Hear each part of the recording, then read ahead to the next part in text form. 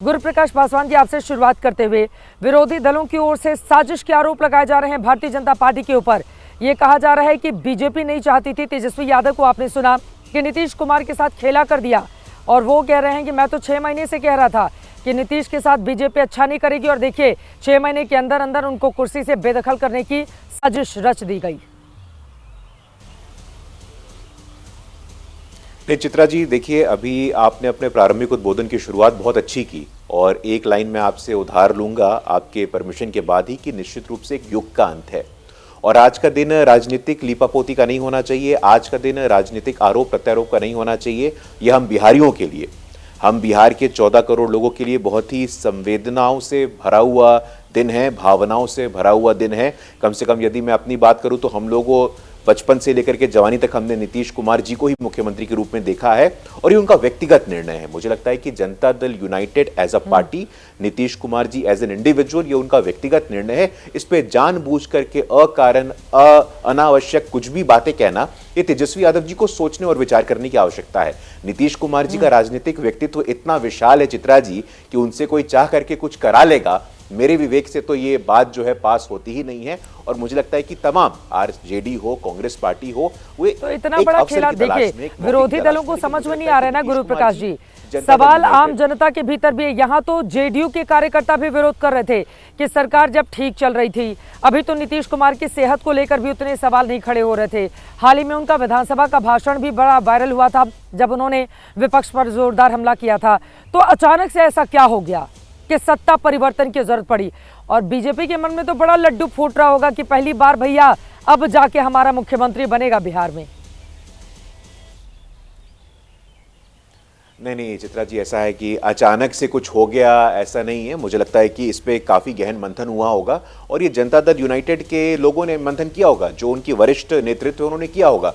जहां तक हमारा विषय है, मुझे लगता है कि समता पार्टी के समय से, चित्रा जी आज से नहीं, आप वरिष्ठ पत्रकार हो, आप खुद भी जानते हो कि समता पार्टी के समय से जब भारतीय जनता पार्टी के साथ कोई आना नहीं चाहता था, तब जॉर्ज फर्नांडिस जी, नीतीश कुमार जी, शरद यादव जी, ये लोग आए और हम लोगों ने एक बहुत अच्छा गठबंधन चलाया है और आगे भी इस प्रकार हम लोग गठबंधन चलाते रहेंगे। तो भारतीय जनता पार्टी को इस निर्णय से जोड़ करके देखना चित्रा जी, मैं इसको नाजायज मानता हूं, मैं इसको नाइंसाफी मानता हूं कि कहीं से भी ये जेडीयू का इंटरनल मैटर है, जेडीयू का अंदरूनी मामला है। जेडीयू की इंटरनल लीडरशिप, सीनियर लीडरशिप बैठी है, नीतीश जी बैठे हैं और साथ में संपूर्ण विवेक के साथ इस फैसले पे पहुंचा गया है। नीतीश कुमार जी का करियर स्पॉटलेस करियर है। फाइनेंशियल इंटेग्रिटी, वित्तीय इंटेग्रिटी का आपको उदाहरण कोई प्रस्तुत करता है तो नीतीश कुमार जी करते हैं। और आज तक के राजनीतिक करियर में नीतीश कुमार जी ऐसे जनवादी, समाजवादी नेता हैं जिनसे पूरे देश की एक पीढ़ी ने प्रेरणा लिया और आगे भी लेते रहेंगे। ये बहुत ही स्वाभाविक और नैसर्गिक प्रक्रिया है। तो यही तो पूछा जा रहा है ना कि समाजवादी, जनवादी इतने बड़े नेता हैं, तो फिर मुख्यमंत्री की कुर्सी छोड़कर वो क्यों जा रहे हैं? मुझे लग रहा है जेडीयू से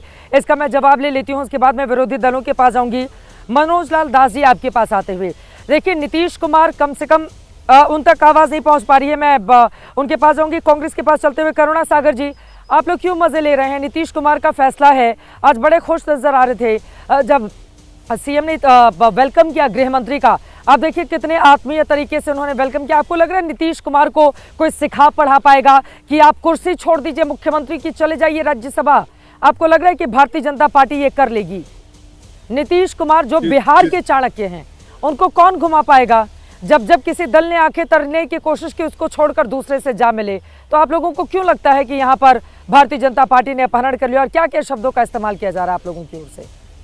चित्रा जी, आपको, आपके सभी दर्शकों को और फेलो पैनलिस्ट सभी को नमस्कार।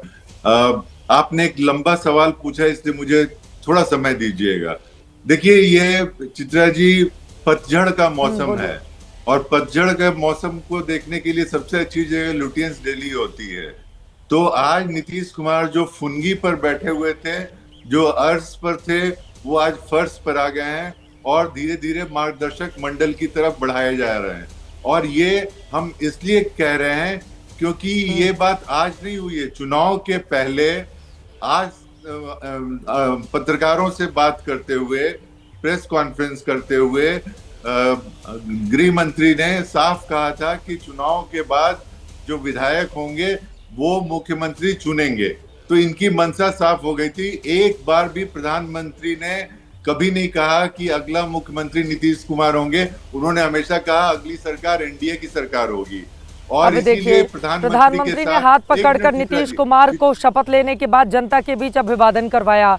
इतने बड़े पैमाने पर नीतीश कुमार का शपथ ग्रहण समारोह हुआ था, पूरा का पूरा गांधी मैदान भरा हुआ था।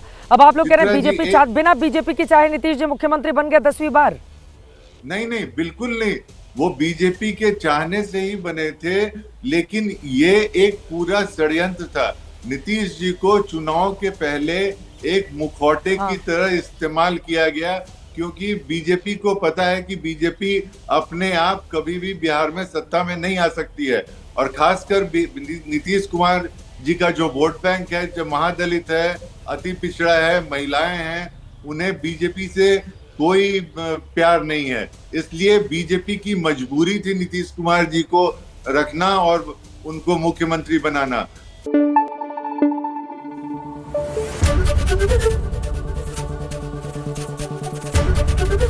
एबीपी न्यूज आपको रखे आगे।